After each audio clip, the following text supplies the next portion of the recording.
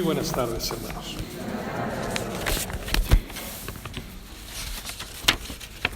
Pues yo la verdad es que me impresiono por las palabras de San Pablo, porque en realidad nunca me he puesto a hablarles con miedo, ¿no?, del Evangelio de Jesucristo. Ahora bien, sí me deja un poquito en ridículo, quizá por la tremenda humildad que San Pablo demuestra, que quizá yo no soy capaz de demostrar tanto. Pero bueno, no quiero presentarme ante ustedes como un hombre sabio, sino como un hombre de fe.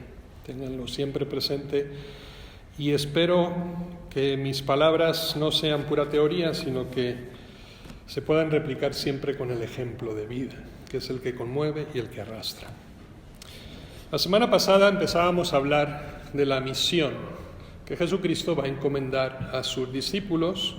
Empieza ese gran sermón de la montaña que yo siempre he definido como programático del ministerio de Jesucristo en la tierra, y terminando las bienaventuranzas que ya comentamos, aunque bastante brevemente, comienza ahora lo que sería la práctica de las bienaventuranzas, es decir, lo que define propiamente el estilo de la vida del cristiano.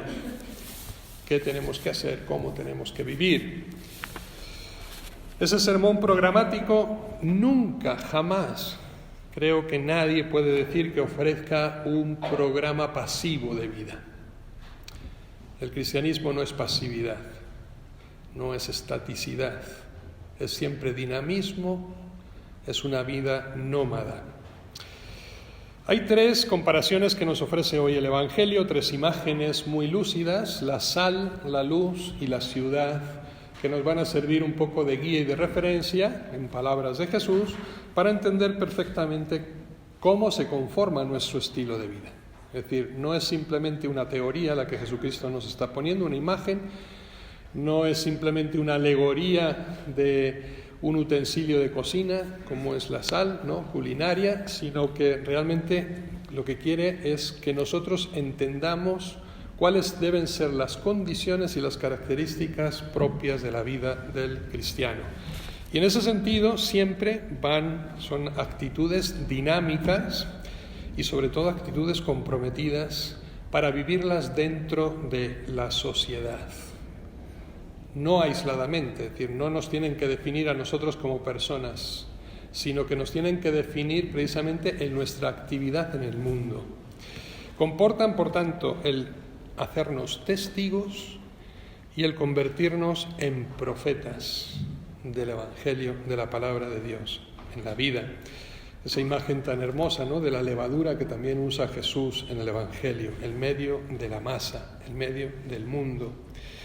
Y esto no se tiene que hacer con discursos, es decir, no lo podemos simplemente teorizar, sino que tiene que llevarnos a la práctica. En latín, la praxis. Nosotros cristianos estamos muy acostumbrados a la ortodoxia, que es la palabra correcta, el dogma, la verdad, el mandamiento, el precepto, todo eso que ya no sabemos desde el catecismo de la primera comunión. Pero lo que nos está proponiendo Jesucristo no tiene nada que ver con la ortodoxia, sino con la ortopraxis, es decir, con la práctica correcta de vida. Yo creo que esta es la clave en la que tenemos que interpretar estos versículos. Ahí hay un detalle que yo no quiero pasar por alto, porque es significativo, aunque sea a nivel gramatical. Cuando Jesucristo hablaba de las bienaventuranzas, hablaba en tercera persona. Bienaventurados los pobres, bienaventurados los misericordiosos, etc. Y ahora automáticamente pasa a usar la segunda persona del plural, ustedes, ¿no? Y se dirige directamente a nosotros en segunda persona. Es decir, las bienaventuranzas estaban dirigidas a todo el mundo, a todos los hombres de todos los tiempos. Nadie se tenía que sentir excluido precisamente de esa recomendación. Y sin embargo ahora, con estas imágenes, al narrar nuestro estilo de vida cristiana, se va a dirigir directamente a los discípulos. Ustedes son la sal, ustedes son luz, como una ciudad puesta en lo alto de un monte. Es decir, lo que estamos escuchando hoy va dirigido precisamente a aquellos que ya han hecho suyas las bienaventuranzas como un estilo de vida propio. Primero son las bienaventuranzas y una vez que nosotros las vivimos, lo que nos va a caracterizar es ser discípulos de Jesús con estas condiciones. Hay un proverbio romano que dice: nada hay tan útil como la sal y la luz. Viene muy a juego con lo que acabamos de escuchar en el Evangelio. El Vaticano II, en la Lumen Gentium número 9, decía: el pueblo mesiánico, aunque no incluya actualmente a todos los hombres, y con frecuencia parezca una grey pequeña, es sin embargo, y esto es lo importante, un germen segurísimo de unidad, esperanza y salvación para todo el género humano. Fíjense qué definición tan profunda. Nosotros los cristianos somos el germen seguro para la salvación de todos. Y yo creo que es una dimensión que muchas veces pasamos por alto y que tenemos poco en cuenta. Porque cada uno, yo creo que nadie falla en pensar en su salvación propia, ¿verdad? Todos queremos salvarnos. Pero ¿nos sentimos realmente responsables por la salvación de los demás? Porque la sal no se sala a sí misma, ¿sí? La luz no se ilumina a sí misma. El objeto, ¿no?, precisamente de esas imágenes que Jesucristo nos va a poner delante y que nos tienen que definir, siempre hacen relación a los otros. Es decir, el cristiano es un ser para los demás. La generosidad tiene que estar siempre presente en nuestra vida personal. Vamos a pararnos un poquito a reflexionar sobre estas tres imágenes, esos tres símbolos. La sal. ¿Cuáles son las características de la sal para podérnoslas apropiar nosotros precisamente como características de vida? Porque no se trata simplemente de que pensemos en la imagen, sino qué es lo que Jesucristo nos quiere decir a nosotros para que nos apropiemos esa imagen. Primero, creo que la que está en la mente de todos, ¿no?, por unanimidad, es ese artilugio culinario, ¿no? Todos tenemos en la cocina un poquito de sal. No sé si es sal marina, si es sal común, si es sal roja del Himalaya, o vete tú a saber todos los tipos de sal que ahora nos venden, ¿no? Cada una más cara que la otra. Todas sirven para lo mismo, no se preocupen. Bien, la sal da sabor, nadie pone en duda eso, es decir, da gusto a la comida. Y no puede ser sustituida por ninguna otra sazón. Es verdad que no va sola, pero cuando falta la sal, por muchos ingredientes que pongamos a la comida, siempre va a ser sosa, ¿no? La sal, por tanto, en esa suavidad suya, siempre es eficaz. Ahora bien, siempre y cuando no la usemos en exceso, porque no hay cosa peor que una comida salada. Y además es muy indigesta y muy mala para la salud y el corazón. El cristiano, por tanto, debe contribuir y dar gusto de evangelio a la sociedad en la que vive. Esta es la clave. Estamos llamados a dar sazón a la sociedad, al mundo en el que estamos insertos, empezando por nuestra propia familia. Y esto tenemos que hacerlo de una manera humilde, callada. No voy a decir en el anonimato, porque precisamente nuestra actividad impide ese anonimato, pero con la humildad suficiente, como decía San Pablo, de tal manera que nunca queramos imponernos a los demás. La fe no se impone, la fe se propone y se ejemplifica siempre. De tal manera que, si nos damos cuenta, la sal, una de las características que tiene que cumplir para poder sazonar es morir, desaparecer. Si no se diluye, no sala. Es decir, es desapareciendo la sal, haciéndose una con el resto del alimento, es que lo condimenta. Igual debemos de nosotros, ¿no?, diluirnos en la masa. No aquí en el templo. Por eso yo digo, lo importante del buen cristiano no es venir a la misa el domingo. Cuidado, no dejen de venir, por cierto. Así, mantener esta relación con Jesús y alimentarnos de la Eucaristía. Pero lo que nos va a definir realmente, en boca de Jesucristo, es cómo nosotros actuamos en la sociedad y en el mundo. con relación a los demás. Ahí es donde nos tenemos que diluir para sazonar, ¿no?, en esa responsabilidad de que la salvación de todos depende de nosotros. La sal también tiene otra característica y es la conservación. La sal conserva. Yo me imagino que todos ustedes, no lo duden de mí, les gusta el jamón ibérico, ¿verdad? Bien rico, bien propio de mi tierra. Bien, el jamón ibérico, ¿cómo se cocina? ¿Cómo se prepara? Simplemente con sal. Yo me acuerdo de niño que hacíamos los jamones en casa, ¿sí? Y se mataba el puerco, ¿no? Se sacaban las entrañas, se preparaba la sangre con cebollita bien rica, las morcillas, los chorizos, los salchichones, y con las paletillas y con las patas, con las piernas, se hacían los jamones. Se sacaba, ¿no? Primero era un trabajo duro, porque había que sacarle toda la sangre, porque si no se pudre dentro, ¿no? Y después se hacía, me acuerdo, en las cámaras, en los pisos de arriba, en el invierno frío de España, ¿no? Se hace una cama de sal de marina, se ponen los jamones, se tapa otra vez con sal, ¿no? 20, 30 centímetros de sal y sacos de arena encima para que opriman, ¿sí? Para que esa sal vaya penetrando precisamente en aquella carne cruda. Y simplemente después de 3 o 4 meses lo sacas de ahí y a comer. Ese es todo el proceso que tiene el jamón ibérico. Está curado a sal, es decir, se conserva. Y eso jamás se pudre, ¿sí? Precisamente por el salitre que le ha penetrado. La sal también es un medicamento. A lo mejor no habíamos caído en la cuenta, pero no sé si ustedes han vivido alguna vez cerca del mar. El agua marina, ¿sí?, te cura te cicatriza las heridas rapidísimamente.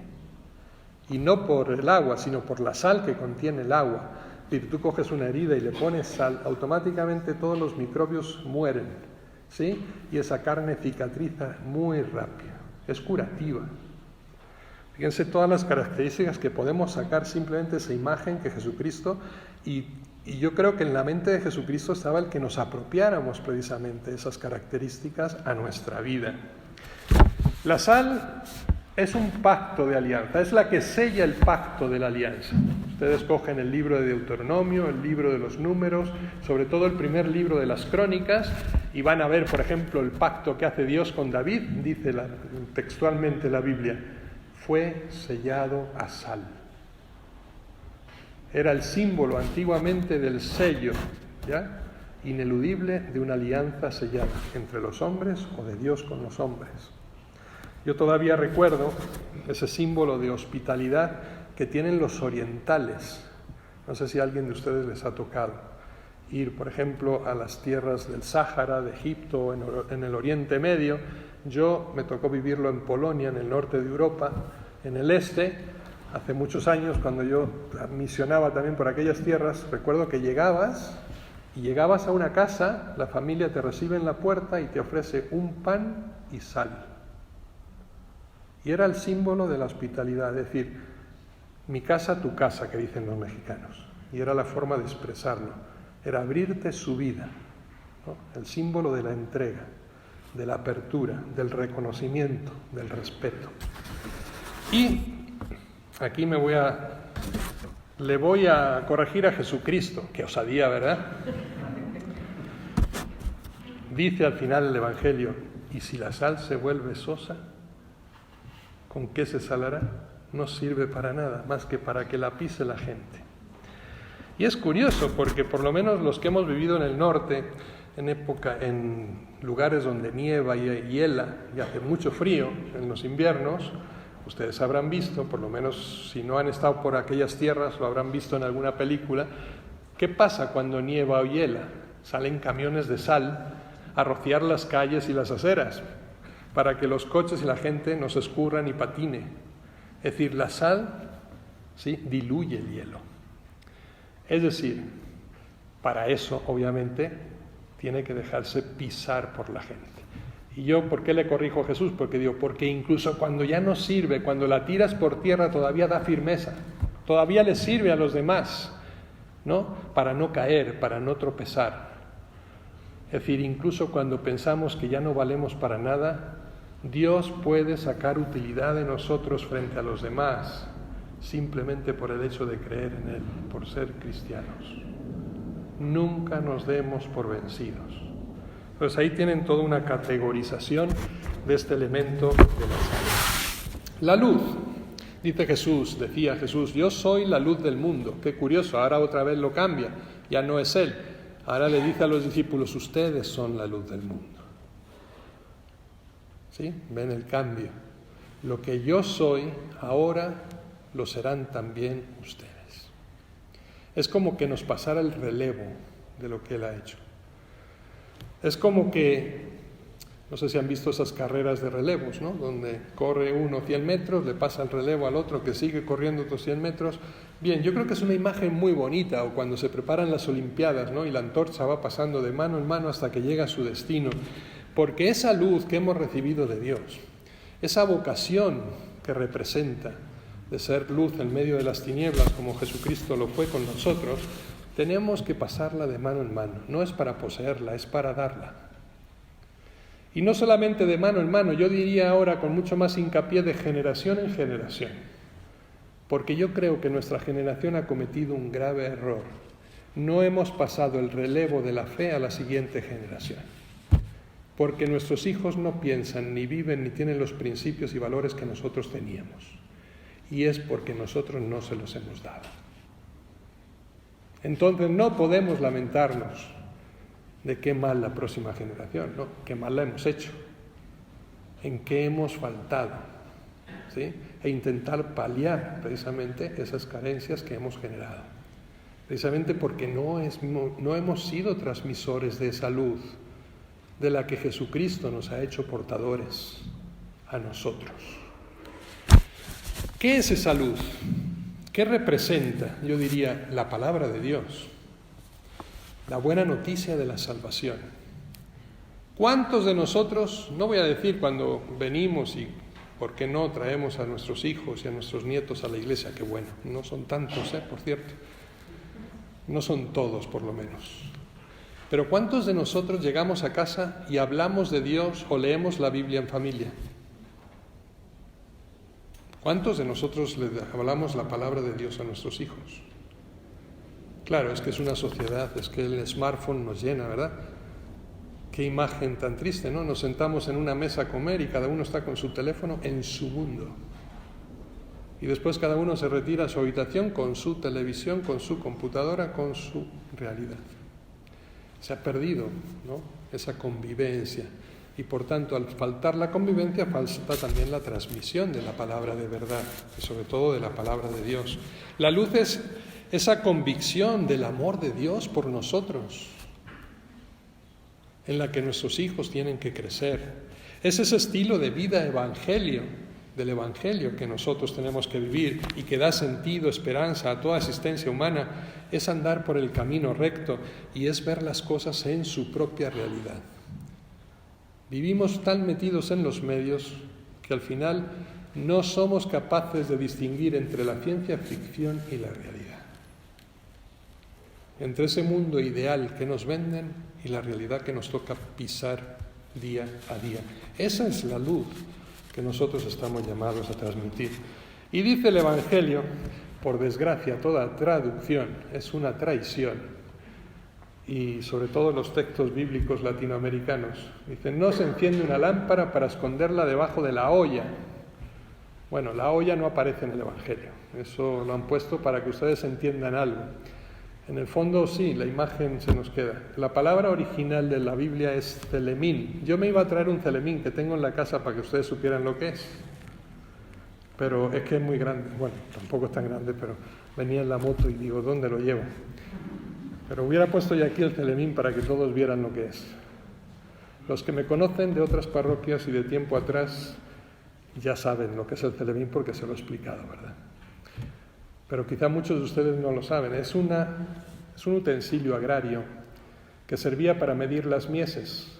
Cuando se recogía el trigo, la cebada, la avena en las eras antiguamente, estaba este recipiente de madera que se cogía todo el grano, se copaba y te daba lo que se llamaba una fanega de trigo, de cebada o X. Se pesaba y con eso se vendía la cantidad de trigo, ¿no?, de cereal que cosechabas. Ahora, ¿por qué a mí me interesa que recuperemos la palabra original? Porque tiene un sentido muy profundo que no te da la olla, ni la cama, ni ningún otro objeto. El celemín es un utensilio de medida. Por tanto, yo quiero unir las dos cosas. No se enciende una luz para esconderla, para medirla, no podríamos decir. Dice San Agustín, la medida del amor es amar sin medida. Es decir, hay un principio de totalidad que tiene que estar siempre presente en el amor.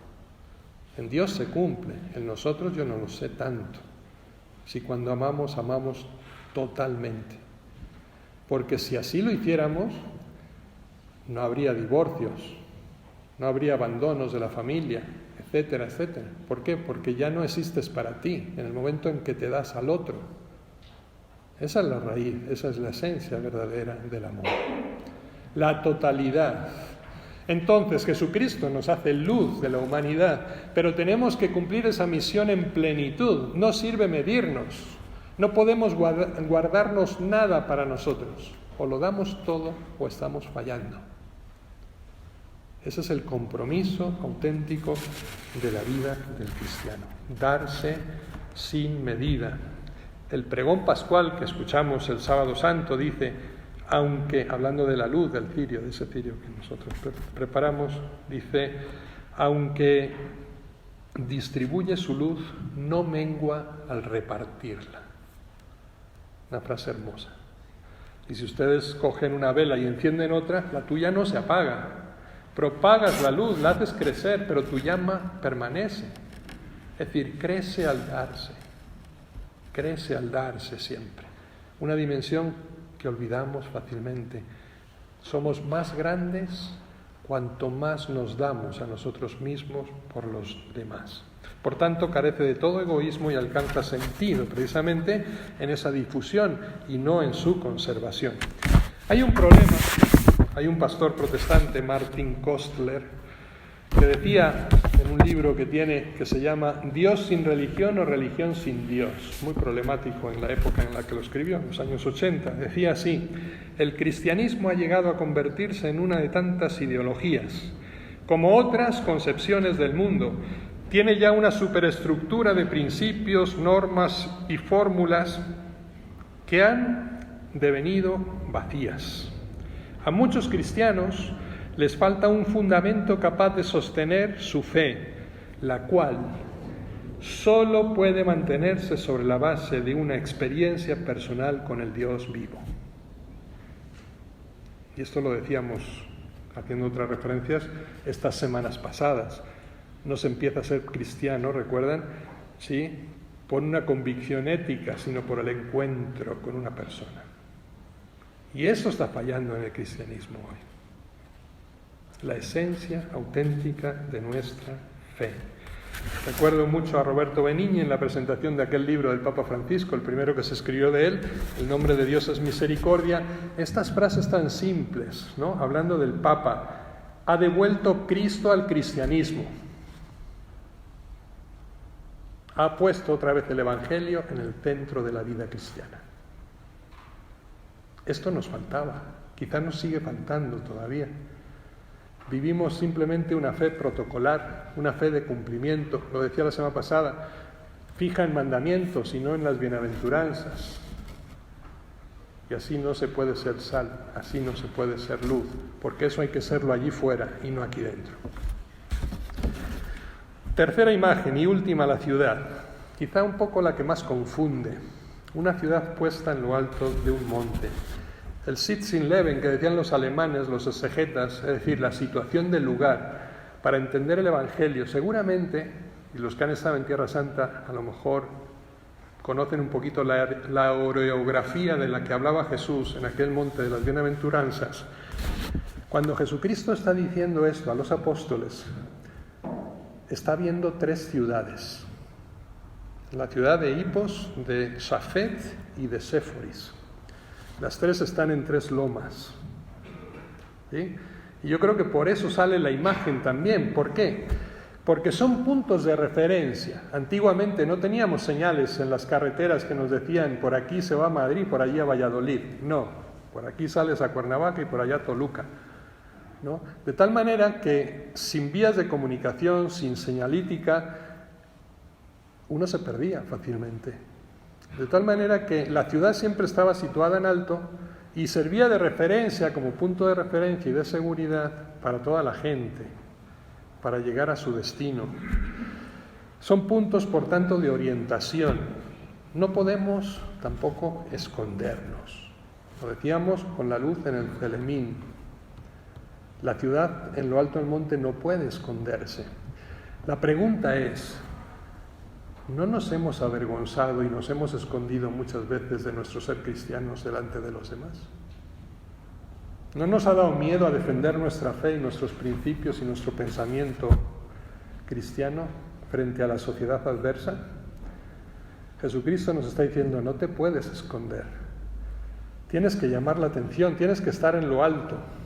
Todos tienen que verte, todos tienen que saber cómo piensas para poder imitarte, para poder seguirte, para que sirvas para orientar a todos los que andan confundidos hoy día en la vida. Por tanto, no podemos disimular nuestra fe. Hay un refrán castellano que dice, la sal solo sirve fuera del salero. ¿Sí? En el salero no sirve de nada. Y a veces nuestro cristianismo lo hemos escondido aquí en los templos y en las iglesias, pero no lo vivimos fuera de él. Y eso es un grave error. Este es el estilo de vida del que Jesucristo nos está hablando y al que nos está invitando. ¿Y cuál es el problema de este sermón de la montaña?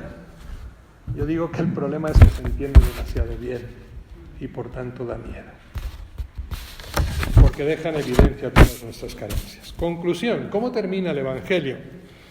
Y no menos importante, la razón de ser sal, luz y ciudad en lo alto es para que todos vean sus buenas obras, termina diciendo Jesús, para que todos las vean, nuestras buenas obras, y así den gloria a Dios, es decir, así puedan salvarse.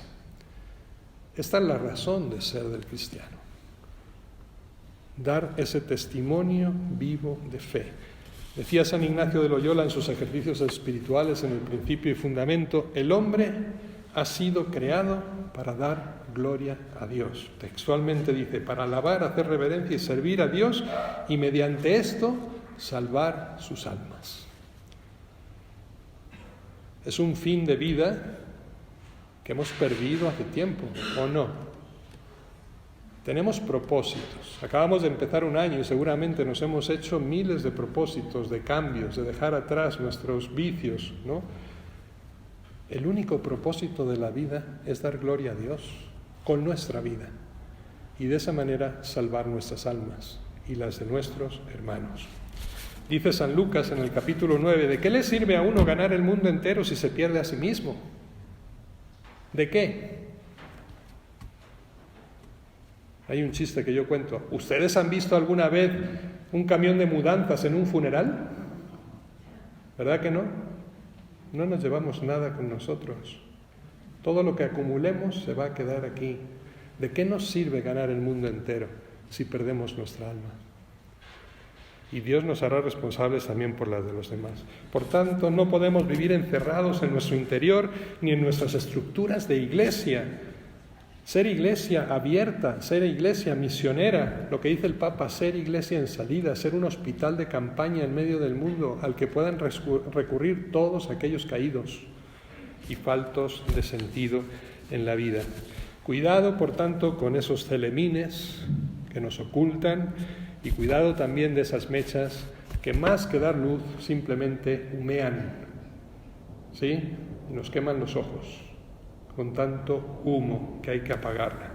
¿Qué significa para el cristiano hoy ser sal y ser luz? Yo creo que lo dejaba claro Isaías en la primera lectura que acabamos de escuchar. comparte tu pan con el hambriento, hospeda a los pobres sin techo, viste al que va desnudo, y no te cierres en tu propia carne.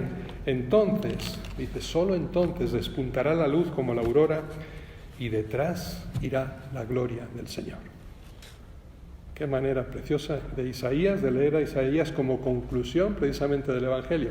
Nunca olviden que Jesucristo se sabía el profeta Isaías de memoria, ¿sí? Porque además lo identificaba a él, porque es el mayor profeta mesiánico que hay en el Antiguo Testamento. Y entonces dice, aclamarás al Señor y te responderá. Pero solo entonces, recuerdan que la semana pasada decía, el orden de los factores sí altera el producto en la espiritualidad. ¿Por qué rezamos tanto y obtenemos tan poco? Porque no hemos cumplido con los preceptos previos para que nuestra oración sea escuchada por Dios. Las premisas. Entonces, termina diciendo el profeta, podrás aclamar al Señor y serás escuchado. Y serás atendido. Por tanto, nuestra contemplación, nuestra práctica de fe en la Iglesia, nuestra vida de oración, siempre alcanzará su verdadero sentido en la acción. Que así sea.